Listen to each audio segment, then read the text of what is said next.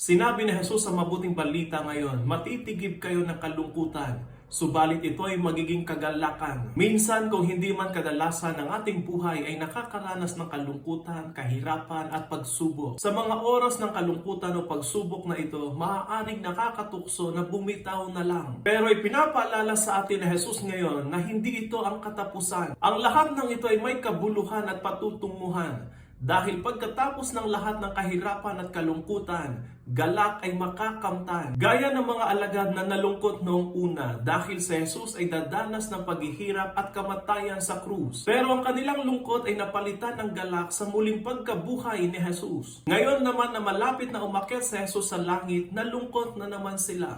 Pero ang kanilang lungkot na ito ay mapapalitan muli ng kagalakan dahil sa banal na Espiritu Santo na ipapadala ni Jesus sa kanila na gagabay, magtuturo at eventually magdudulot sa kanila ng kagalakan, batid na sumasa kanila ang presensya ng Diyos. Ito din ang consolation at assurance nating lahat na ang ating mga pagsubok, paghihirap at kalungkutan sa buhay ay magiging makabuluhan sa presensya ng Panginoon at ang lahat ay magiging ating kagalakan.